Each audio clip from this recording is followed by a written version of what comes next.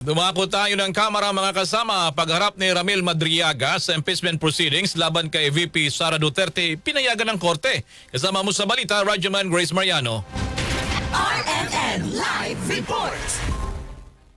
Nagbigyan ng Manila Regional Trial Court Branch 21 ang hiling ng House Committee on Justice na paharapin si Ramil Madriaga sa impeachment proceedings laban kay Vice President Sara Duterte sa April 14 mula alas 8 ng umaga hanggang alas 5 ng hapon.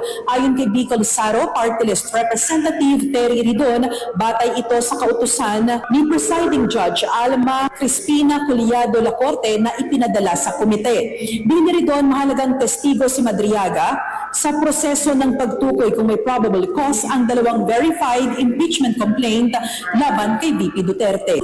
The April 14 hearing will proceed as it should. No?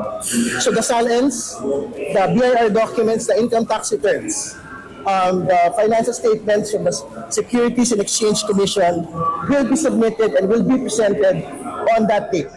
More importantly, I don't think it has been broken already. More importantly, Ramil Madriaga has been ordered to appear by the court itself on the 14th from 8 a.m. to 5 p.m. Inaasahang magbibigay si Madriaga ng testimonya ukol sa umano'y maling paggamit ni VP Sara ng confidential funds.